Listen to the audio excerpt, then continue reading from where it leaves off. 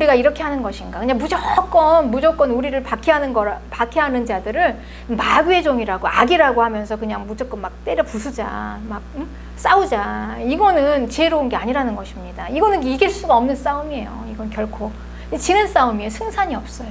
그러면 우리는 이거는 그냥 낭비예요. 소모전이죠. 소모전.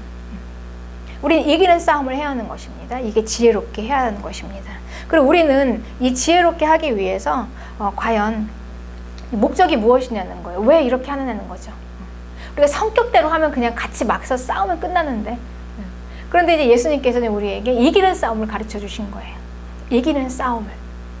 그래서 이제 계속해서 이렇게 말씀하십니다. 그때 검을 집어 넣으라 라고 얘기하시면서 이렇게 얘기하세요. 제자들에게. 마태복음 28장 53절입니다. 너는 내가 아버지께 구해서 지금 12영이 더 되는 천사를 보내시게 할 수 없는 줄로 아느냐, 이렇게 얘기하세요. 그러니 못하겠느냐는 거죠. 예수님이 그만한 능력이 없겠냐는 거예요. 왜? 그냥 천사들 12영이 되는 천사가 아니라 천사 몇몇만 와서 그냥 그 자리 다 해도 접수가 됩니다. 근데 예수님이 그렇게 안 하신다는 거예요. 왜냐? 만약에 그렇게 하면 이런 일이 있으리라 한 성경이 어떻게 이루어지리요? 이게 아주 중요합니다. 이런 일이 있으리라 한 성경이 어떻게 이루어지리요? 하나님의 말씀대로 하나님의 뜻이 어떻게 이루어지겠냐는 거죠. 그럼 하나님의 뜻이 어떻게 이루어집니까? 하나님의 뜻이. 하나님의 뜻, 이런 일이 있으리라 한 이 성경의 일은요, 구원자인 예수 그리스도, 그리고 영원한 하나님의 나라가 오는 것입니다. 이게 어떻게 올 수 있겠냐는 거죠. 이게 가장 궁극적인 목적이라는 것입니다, 여러분. 이거를 이루기 위해서 우리가 참는 것입니다. 이것을 위해서 하나님께서는요, 그렇게 좋은 것만 쓰신 게 아니었어요. 예수님의 십자가의 죽음을 쓰셨습니다. 그리고 예수님이 거기서 핍박당하시고 박해당하시면서 찢기시고 채찍 맞으시고, 그러니까 이런 악들을 쓰신 거예요. 고난도 쓰신 것입니다. 그래서 마귀를 쓰신 것입니다. 그러니까 이 영혼 구원과 하나님의 나라는 십자가의 죽음으로 우리에게 온 것입니다. 아주 좋은 선과 의를 통해서 온 게 아니에요. 그들의 박수갈채와 환호 속에서 온 게 아닙니다. 박해. 고난, 죽음. 누군가 한 사람이 죽었기 때문에, 예수 그리스도 구원자, 그분께서 죽었기 때문에 생명이 살아난 것입니다. 그 방법으로 오신 것입니다. 그러니까 박해와 세상 권세, 부당한 거짓과 그 배후에 있는 마귀, 이 세력들, 이게 하나님의 아들의 수치, 이런 것들.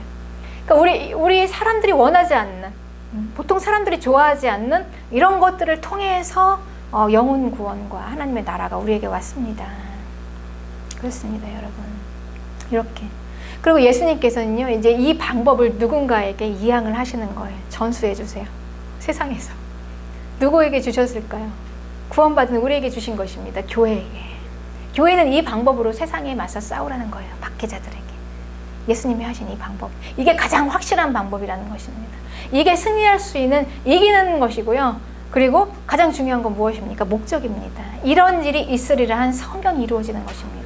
우리에게는요, 그거 없으면 다 끝나는 거예요. 영원한 하나님의 나라, 영혼 구원.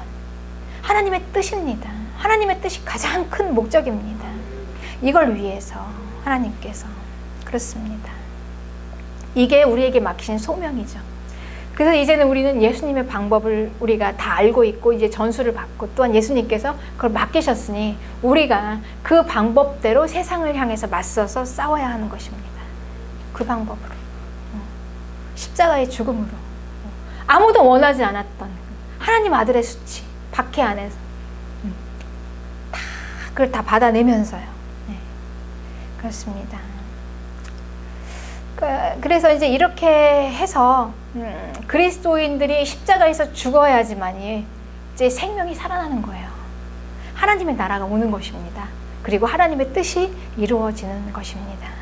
여러분, 이게 저와 여러분이 받은, 교회가 받은 하나님의 이 시대 마지막, 이 시대를 향한 하나님의 소명입니다.